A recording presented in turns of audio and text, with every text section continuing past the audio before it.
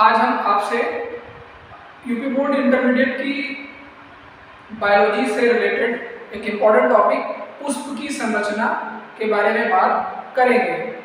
आज हम आपसे एक फिगर के माध्यम से ये आपको बताएंगे कि आपके जो पुष्प होते हैं, एक सामान्य पुष्प में कौन कौन से भाग होते हैं। उसके बाद उसके हर भाग पर एक छोटी सी टिप्पणी आपको करेंगे।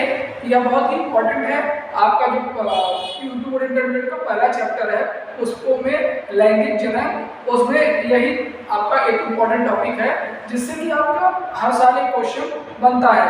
अगर आपने ये फिगर बनाकर लिख दिया तो आपका ये 2 नंबर आपके पक्के हो जाते हैं। ये क्वेश्चन लगभग हर साल पूछा जाता है। आइए शुरू करते हैं।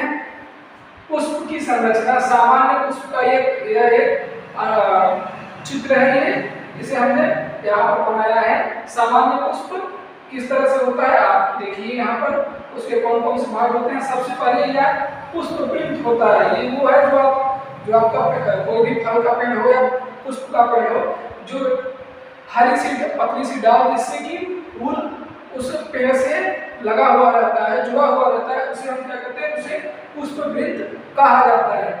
उसके बाद आता है आपका पुष्पासन। इस पुष्पवृंत से जो जुड़ा हुआ इस पुष्पवृंत से पुष्प जिस माध्यम से जुड़ा रहता है उसको पुष्पासन कहते हैं। जिस पर फूल रखा होता है, कभी अगर आपने देखा हो, इससे जुड़ा हुआ रहता है फूल, आप उसको निकालेंगे तो निकल जाएगा, फूल अलग हो जाएगा और ये अलग हो जाएगा। तो ये जो हिस्सा होता है इसे हम क्या कहते हैं, इस पर फूल लगा होता है जिससे पुष्पवृंत से फूल चिपका हुआ होता है पेड़ से, उसे हम क्या कहते हैं, उसे पुष्पासन कहा जाता है। उसके बाद आपका पुष्पासन से ही लगा हुआ होता है एक और हरा चारों तरफ पुष्प के चारों तरफ होता है, उसे क्या कहते हैं, उसे बाह्यदल कहा जाता है। दोस्तों बाह्यदल का कार्य क्या होता है, ये आपका जो फूल है वो जो पंखुड़ी है, जब उसकी फूल खिल जाता है तो उसकी पंखुड़ियों को बिखरने से बचाता है। और बाहर से अगर उसको पानी, अगर बरसात हो रही है तो उसको ज़्यादा बरसात से उसकी रक्षा करता है जिससे कि उसकी पंखुड़ियाँ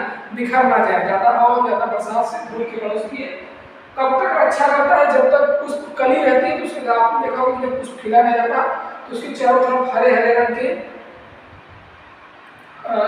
रंग की संरचना होती है बाहर से, तो उसको दबा के रखती है। इसे क्या कहा जाता है, उसे ही दोस्तों बाह्यदल कहते हैं। इसका कार्य क्या होता है, पुष्प की पंखुड़ियों की बिखरने से रक्षा करना और उसके आंतरिक जो अंग हैं उसके अंदर खिलने से पहले उनकी रक्षा करना। उसके बाद उसके ऊपर होता है आपका एक अंडे की जैसी आकृति होती है, छोटी सी अंडे जैसी आकृति है, उससे एक पतला सा तंतु रूपी एक डंडी ऊपर की तरफ आती है, जिसे क्या कहा जाता है, वो जो गोल आकृति होती है उसे हम अंडाशय कहते हैं। अंडाशय के अंदर ही हमारा जायांग या स्त्री केसर पाया जाता है। कहाँ पाया जाता है ये अंडाशय के अंदर पाया जाता है, जायांग या स्त्री केसर। उसको बाद वह जो तंतु सीधे ऊपर पुष्प से बाहर निकल जाता है, सीधा हर पुष्प के उसे क्या कहते हैं, उसे वर्तिका कहा जाता है। और वर्तिका का वो भाग जो कि भौरों को अपनी ओर आकर्षित करता है उसे हम वर्तिकाग्र कहते हैं।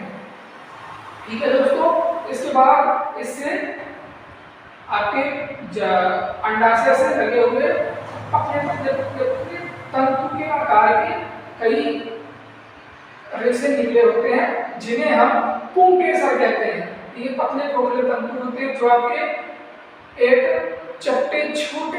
चपटे और छोटे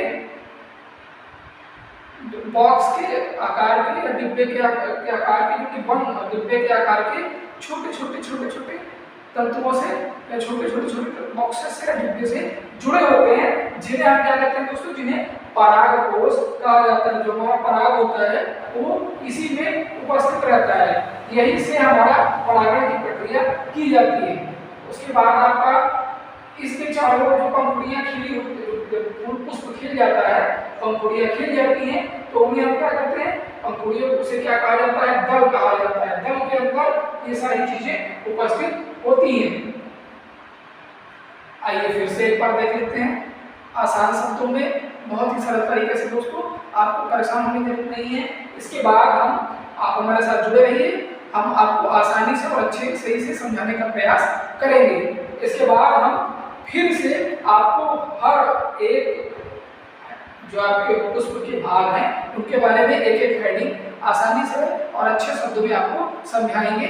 अभी हम इसे एक बार फिर से देख लेते हैं। सबसे पहले जिससे डाली जो होती है, डाली से जिससे पेड़ लगा हुआ होता है उसे क्या कहते हैं? उसे पुष्पवृत्त कहते हैं।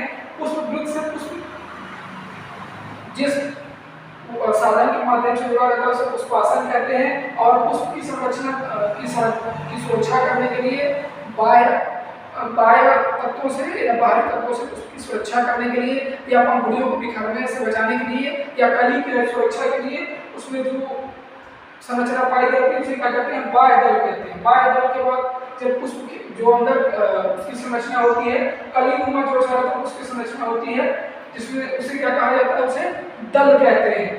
दल के अंदर आपका एक अंडाशय, अंडेनुमा संरचना पाई जाती है, जिसे हम क्या कहते हैं? अंडाशय। अंडाशय से एक खोखला तंतु पुष्प के बाहर तक जाता है और उस पर एक छोटे अंडे की जैसी संरचना पाई जाती है, जिसे हम वर्तिकाग्र कहते हैं और उस तंतु को वर्तिका कहा जाता है। वर्तिका से लगे हुए ही अपने अपने रेशे जैसे धागे जैसे संरचना होती है, जिसे हम क्या कहते हैं? पुंकेसर कहते हैं। जिसे पुंकेसर या पुष्प का पुरुष जननांग भाग कहा जाता है। उसी के ऊपर एक छोटी छोटी डिब्बे जैसी बॉक्स जैसी आकृति बनी होती है, जिसे हम क्या कहते हैं? जिसे परागकोश कहते हैं, जहां पर पराग इकट्ठा होता है। उसके बाद जो आपका अंडाशय होता है, अंडाशय के अंदर ही एक गोल अंडनुमा आकृति होती है, जिसे जायांग या स्त्री केसर कहा जाता है।